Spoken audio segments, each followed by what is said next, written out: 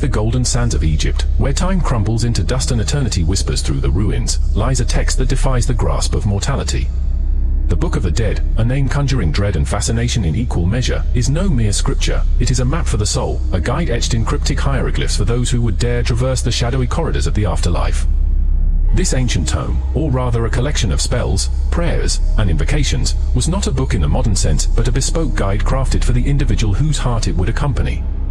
Inscribed on papyrus scrolls or painted on tomb walls, the Book of the Dead was tailored to shield its possessor from the horrors of the Duat, the vast, otherworldly realm that stretched between life and eternity. Here, the rules of mortal existence no longer applied.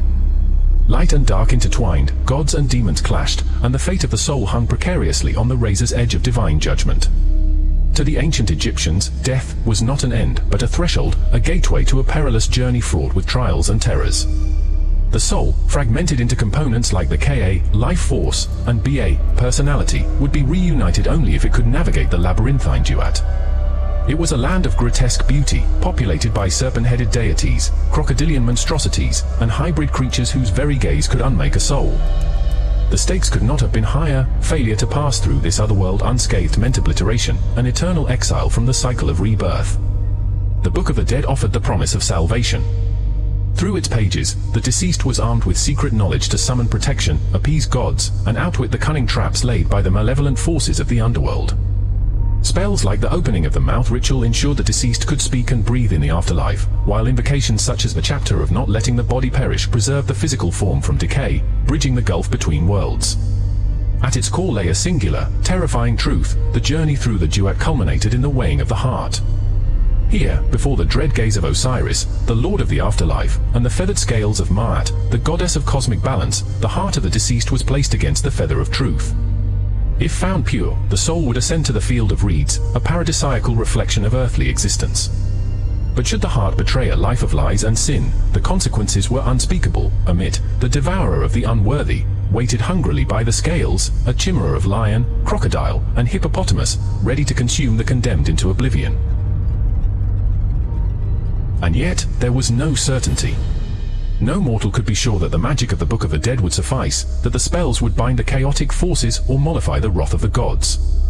For in the land of the dead, chaos always lingered, and the line between salvation and doom was as thin as a spider's thread spun across an abyss. This is where our tale begins, on the brink of the abyss. The Book of the Dead is not merely an artifact of ancient superstition, but a living testament to humanity's deepest fears and hopes, a chronicle of a civilization that dared to chart the unknowable. It is a mirror held up to eternity, reflecting not only the divine but the monstrous, not only hope but dread. Dare you turn the page? The Duat awaits. To speak of the Duat is to peer into a realm both dazzling and horrifying, where the laws of nature unravel and gods tread paths woven from starlight and shadow. For the ancient Egyptians, this was no metaphorical afterlife. The Duat was as real as the Nile, as tangible as the tombs etched into cliffs. It was a labyrinthine expanse where the boundaries of reason dissolved, revealing a world shaped by forces beyond mortal comprehension. The Book of the Dead acted as both compass and shield for the deceased venturing into this perilous domain. Each page pulsed with an almost sentient power, its hieroglyphs not merely written, but imbued with divine authority. The spells it contained were incantations, not for the faint of heart, but for those who dared to summon the gods themselves to their aid. Every line served a purpose: to navigate the shifting landscapes, to appease capricious deities, and to vanquish the monstrous guardians of the thresholds. The journey began the moment the soul crossed the threshold of the tomb. The Ka, the life force, clung to the body, yearning for its preservation, while the Ba, the unique essence of personality, took flight, ready to traverse the treacherous terrains of the Duat. Here, the dead faced rivers of fire and lakes of knives, waters teeming with serpents whose bite could dissolve a soul into oblivion. Vast deserts of iron stretched endlessly, their sands glowing with an otherworldly heat, while obsidian cliffs loomed in the distance, carved with the faces of long-forgotten gods. And then, there were the gates. 12 in total, each corresponding to an hour of the night, guarded by spectral figures whose forms defied the logic of the living. Some were animal-headed, like Anubis, the jackal-headed guide of the dead, whose solemn gaze judged the purity of one soul. Others were grotesque amalgamations of man and beast, their bodies twisted in ways that defied nature, their voices echoing with riddles that had no earthly answer. Failure to appease or outwit these guardians meant entrapment, a fate worse than annihilation, a soul doomed to wander eternally, lost in the Duat's shifting void. Yet the Book of the Dead promised salvation. It whispered spells to pacify these gatekeepers, to unlock their secrets. "I am pure, I am pure, I am pure," the deceased would proclaim, invoking divine authority to pass unharmed. In these pages were written the names of power, sacred utterances that could summon a protective aura or transform the speaker into a bird to escape pursuit. One spell even invoked transformation into a serpent, allowing the soul to slither unseen past perilous guardians. The Duat was not only a place of danger, but one of profound cosmic significance. Each gate and every trial mirrored the cyclical journey of Ra, the sun god, who traveled through the underworld each night. As Ra battled the serpent demon Apophis, the forces of order and chaos clashed in a cosmic struggle upon which all creation depended. The deceased, armed with the Book of the Dead, was not merely a spectator in this battle, but a participant, aligning their journey with the divine path of the sun. To succeed in the Duat was to reaffirm one's unity with Ma'at, the divine order that sustained the universe. However, the most harrowing moment came in the Hall of Two Truths. The deceased stood before Osiris, lord of the underworld, whose green skin symbolized eternal rebirth. Surrounding him were the 42 assessors, minor deities who scrutinized every aspect of the soul's earthly life. The scales of Ma'at waited at the center, their feather of truth gleaming with an ethereal light.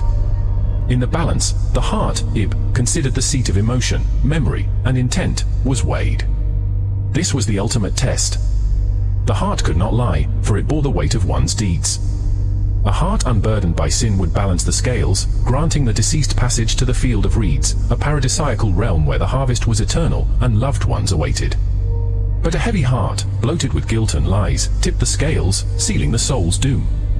And there, lurking beside the scales, was Ammit, the devourer. A chimerical monstrosity with the head of a crocodile, the forelimbs of a lion, and the hindquarters of a hippopotamus, Ammit embodied the ultimate terror of annihilation. With one snap of her jaws, she consumed the unworthy, erasing their essence from existence itself. To fail here was not to endure punishment, but to vanish entirely, forsaken by both the mortal and divine realms. Even the virtuous were not immune to fear, for the heart, though pure, was still fallible. The Book of the Dead offered spells to fortify it, including the famous chapter of not letting the heart create opposition. This spell implored the heart not to betray its bearer, ensuring that it remained steadfast in the face of divine judgment. But even if one succeeded in the Hall of Two Truths, the journey was not complete. Beyond the scales lay further mysteries, realms that defied earthly comprehension. The deceased would encounter the Field of Offerings, where they would feast with the gods, and the Field of Reeds, where life continued in divine harmony. Yet, the shadow of the Duat always lingered, a reminder of the thin veil separating salvation from oblivion. In the pages of the Book of the Dead, the ancient Egyptians captured more than spells, they captured the very essence of their understanding of life, death, and eternity.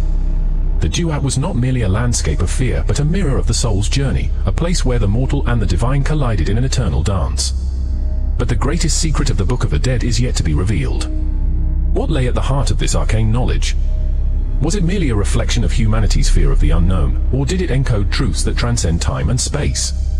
In the Duat's darkest depths, hidden beyond the reach of light, the answers lie waiting for those bold enough to seek them. The shadows deepen, the journey continues. Will you follow into the abyss? To traverse the length of the Book of the Dead is to plunge into a vortex of mystery, where every word seems etched with cosmic power and every invocation reverberates with the echo of forgotten truths. Yet, the greatest mysteries lie not in the spells themselves, but in the deeper layers of meaning they conceal, layers that hint at a knowledge far older and more profound than the sands of Egypt. The Book of the Dead is not simply a guide for the soul, it is a cipher, an encoded map to the very fabric of existence.